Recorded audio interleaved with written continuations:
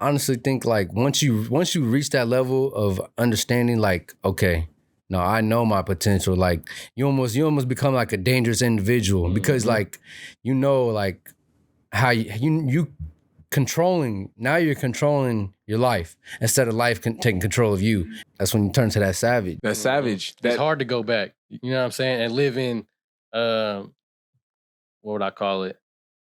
A less optimal, less savage mindset. Right. Because you've already opened the Pandora's box of savagery. Right. And there ain't no closing that bitch. Go.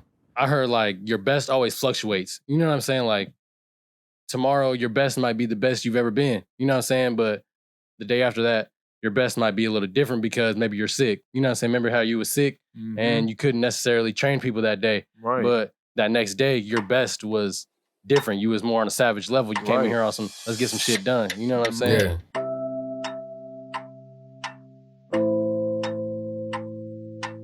Raymond, let me ask you this. You've been training with me second session today, or is it our third? I believe this is our third. Third session, yeah. Because we went last Monday, last Friday, and then today.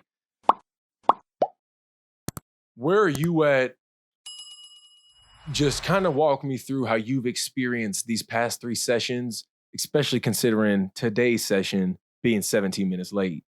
Well, I would say the first session, you know what I'm saying? You go into it thinking it's going to be a breeze. You know what I'm saying? Like with anything you do, you not really know what to expect. Right. Right. Because you don't take that into consideration. You know what I'm saying? Key word, yeah. But that second time I was like, okay, I got some good work out of it. You know what I'm saying? Not only did I get a good word out of it, but I got some good work. Yeah. Some good physical work. And word meaning like the verbal, emotional, mental decompression through us kind of talking on some shit. Right.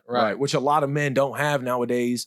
And I think that kind of goes back to the potent child movement you're kind of talking about, providing not only people, but those people, especially a lot of men, who may not have an outlet to facilitate that mental and emotional decompression or that good word. Right. By the way, evangelical Christian, evangelical, evangelium literally means good word, essentially. So when people say like, have you heard the good word? Potent child, you're talking about like Christian child stuff. The good word is literally how they used to proselytize Christianity, meaning when they would go convert people to Christianity, and this is what Mormons still do nowadays, Latter-day Saints, they'll walk up to you, knock on your door and say, excuse me, have you heard the good word? All right. So, yeah. On some evangelist shit. On some evangelist shit. Anyway, I didn't mean to interrupt you. Nah, you good. Yeah. So you got some good word and some good work in the second time through. Right, the second time. And then this third time around, obviously I was late. You know what I'm saying? I called you up at, what was it? 10:58. 10:58. You know what I'm saying? Not being considerate at all, but still considering the fact that I should at least call you. You know what I'm saying? Let you know I'm gonna be late. Right. And then told you I was gonna be 5 to 10 minutes late. Didn't end up coming till like 17 minutes later. Right. So I got here and you got my ass. You know what I'm saying? Nipped it in the butt, like you said. Literally. Basically telling me be more considerate. You know what I'm saying? Because this is your time that I'm working with. You know what I'm saying? I'm on your time. Hold your own accountability. Right. Well, it's a two-way street. It's not necessarily you're only on my time. You being inconsiderate of my time is being inconsiderate of your time. Right. Because then you end up showing up late. We do 150, 170, 200 burpees. You now wasted one of your sessions when you could have been doing them burpees by yourself. Right. So now instead of getting some quality boxing in and some quality work and word in, you're getting essentially a scrutinized learning lesson and a bunch of burpees. Right. So it wasted. It wasn't as optimal and productive with your time as well. It wasn't as considerate of your time as well. Right. See what I mean? And I like how you put that because it wasn't a waste. You know, it was a lesson. There's a lesson that he had learned, and you know, hopefully that he won't be late next time. Oh, because he knows if he late next time, oh my goodness, I'm gonna get it. It ain't. He lucky, bro. I'm enduring a little rib injury right now, so I couldn't do the burpees with him. Oh, this boy lucky I wouldn't do the burpees with him. But it's dope because deep down, he at least did enough of the suffering to end up realizing like, okay, lesson learned. You know what I'm saying? Right. Tables ain't turned yet, but lessons learned. You know what I'm saying? And there's the ability to endure the amount of scrutiny that every man endures when they come in here is justified in you wanting to feel some type of way. Right. And so for Raymond to come in here, not only being one of the younger clients I have coming in here, but to also see his brother hopefully his brothers, plural, because hopefully we get you back in here, endure the same level of integrity and intensity. Mm-hmm. It holds him to that standard to where, guess what? He now has an idea of what Rudy's going to experience Friday. Yeah. And that's where it's dope, because then he has a deeper empathetic understanding of what it means to be accountable and to maintain the integrity of that consistently, no matter if it's the youngest brother or the oldest brother. Yeah. You feel me? Yeah. And yeah. And then that's just how you carry on throughout life. You know what I mean? Through lessons like that. Like, oh, literally. Dang. Like, I gotta, stand behind my word, or if I say I'm gonna do something, then I gotta do it. Because now if I don't, now I'm not keeping my word. People don't like that. And who does? Who doesn't? Nobody does. Man, like, for all of human history, like, word was bond, and a man was only as good as his word. There you go. And that's still right. True. To this day. It's even more so true to this day, bro. Yeah, you're right. Because to this day, our words are so powerful and so articulate that it's easier to misuse those words for manipulation and for selfish tendencies rather than for manifesting selfless actions. And that's why, I feel like that's what I want to do with music. Yeah. That's what we want to do. Music, with Potent Child, with everything you guys do. Yeah. And I think that's why building the brand and having the movement, especially with the labeling of what you guys have labeled it as, is very telling for what it is you're trying to do. Because you are trying to be a strong, authoritative beacon for other people to realize their potential. Yeah. Right. And it starts with realizing the potent strength that lingers within every single individual, which some will call the seed of God. Or the true savage. You know what I mean? True savage. You feel me? Like, that's facts, bro. Because, like, I honestly think, like, once you reach that level of understanding, like, okay, no, I know my potential. Like, you almost become like a dangerous individual because, like, like, how you controlling, now you're controlling your life instead of life taking control of you, and you're just going with the flow. Like, no, like, you surfing now, like, you know what I mean? You're trying to figure out where you want to go and how you want to go about it. And, a lot of people can get intimidated from that. Nowadays, a lot of people do get intimidated because somebody is just confident about themselves. Right. Now I'm confident, but you think I'm cocky, which really, I don't give a fuck what you think. You know what I mean? I do to a certain standard, but, like, I'm gonna respect you as long as you respect me, and I think that's the most important thing. Like, just keep them respect, give them respect, and but yeah, what I was saying was, I honestly believe, like, once you open up to that potential of you being you, like, that's when you turn to that savage. That savage. It's hard to go back. You know what I'm saying? And live in, what would I call it? A less optimal, less savage mindset. Right. Because you've already opened the Pandora's box of savagery. Right. And there ain't no closing that bitch. Go. I didn't mean to interrupt you. Nah, I felt like that was kind of what your brain was thinking. Yeah. No, for sure. That's what it is, because it's like, bro, it's a natural high almost. I mean, it is, because, like, bro, you're feeling good knowing that you can do good. Or, like, knowing, like, who you are, what you want to do. Like, yeah, you might have a down day, going down the journey, but as long as you understand, like, what you're capable of, and knowing that you always giving your best type shit. Yeah. That's what really matters. Or at least trying, you know what I mean? At least trying to give your best. Like, you're gonna, like we said, we're gonna have those days, but shoot, man, it's about how you get back up, right? Right. Because you can get knocked down. Right. Just get back up. No, go ahead. But I heard, like, your best always fluctuates. You know what I'm saying? Like, tomorrow your best might be the best you've ever been. You know what I'm saying? But the day after that, your best might be a little different because maybe you're sick. You know what I'm saying? Remember how you were sick and you couldn't necessarily train people that day. Right. But that next day, your best was different. You was more on a savage level. You came in here on some, let's get some shit done. You know what I'm saying?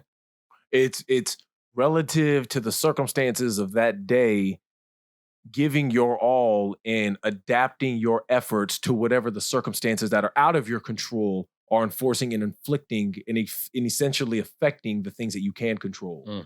So it's like, again, when I was sick, I can't control the fact that, like, my immune system was compromised and I legit have this like virus or disorder or whatever. I don't know if it was food poisoning or if it was the stomach virus, which is just called gastroenteritis, right? And I was telling Raymond, I was like, as a result of that, there was an instant humbling and reminder of, shit, I can't wait till I'm able to give my actual 100%. Because today, my 100%, when I was a little bit more recovered, was only being able to podcast. So me and Cody, the podcast you saw with me and Cody, was me the first day recovering from either food poisoning or gastroenteritis.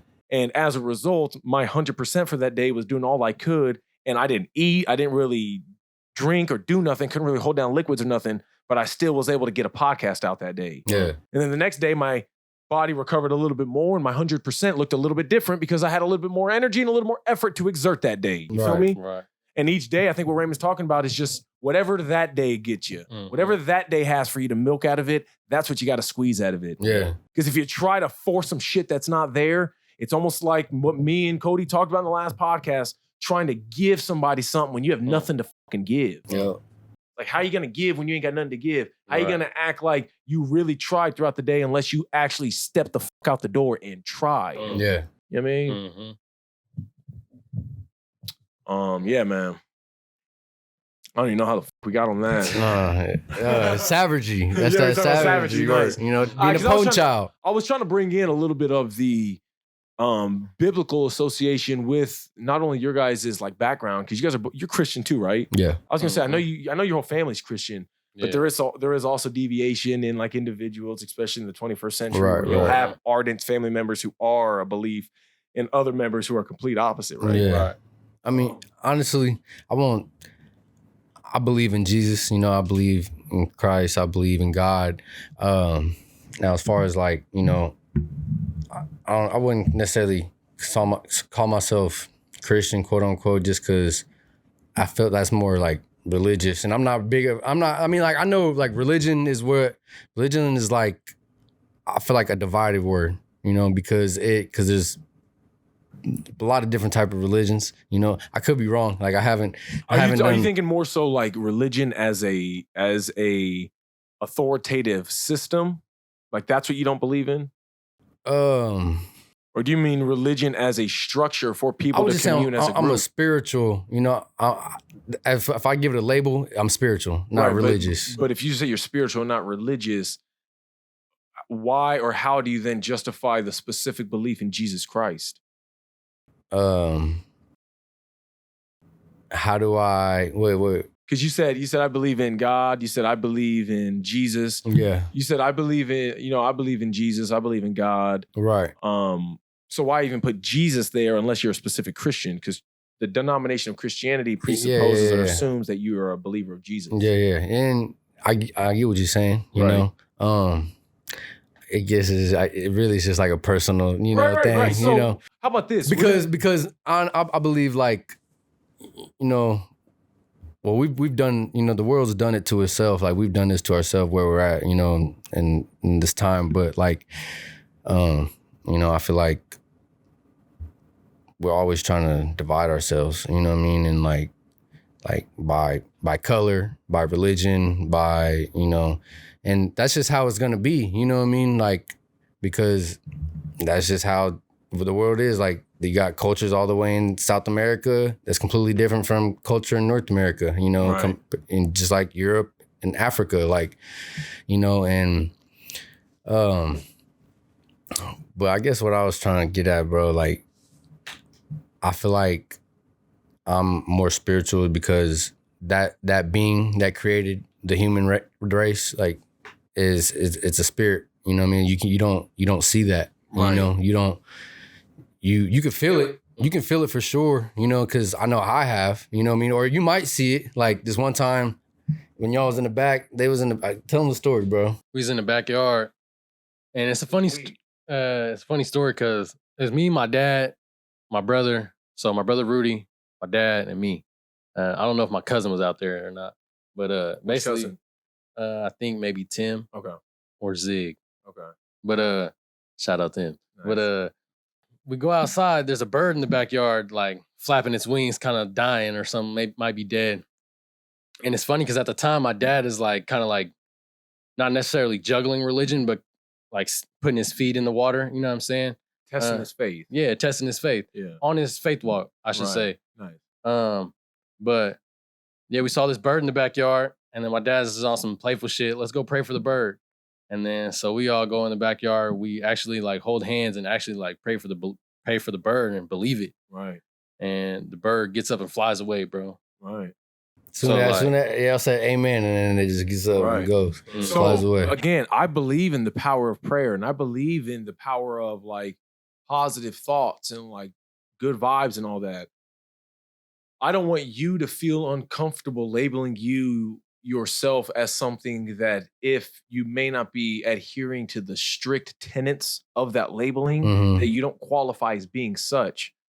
I don't think because you aren't an ardent Catholic that doesn't make you a devout Christian. Right. I think what makes you a devout Christian is following in the tenets and in the steps and behaviors of Jesus Christ's teachings. Yeah. You feel me? Yeah. And so if you're doing that and you accept him as your Lord and Savior and you're trying everything you can to be a good human in your heart of hearts, I think you're justified in labeling yourself as a Christian. Yeah. I just don't want you to feel as though you're not almost worthy or qualified to be able to call yourself that and cop out to calling yourself spiritual just for the sake of not overqualifying yourself as a Christian. Right. That makes sense? Yeah, Especially if you've already grown up. I mean, you grew up Christian.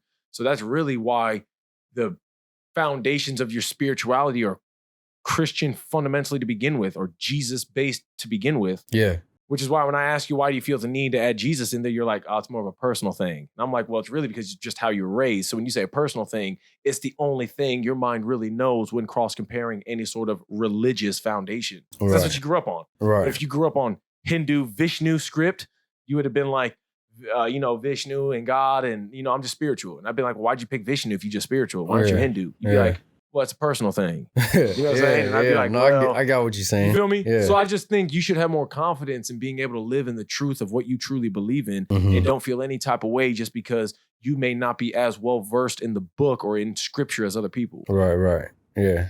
And yeah, I understand that. Is that fair? My bad. No, you good. You good. I understand that shit. And,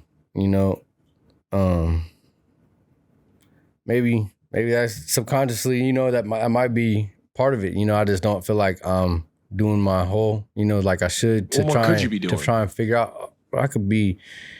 I know I should be reading the Bible more, reading the Quran too, to, cross compare like, okay, well, how does this whole culture, like why do they believe this? You know what I mean? Which like there's a lot of similarities in the books, Right. But there's certain important aspects that, just to have different beliefs, I think you'd be better off reading the Bible first. Worry about the Quran For sure. Yeah. Definitely gonna go that route because that's what I know, and you gotta start somewhere. Yeah. God to start somewhere. God will start you somewhere.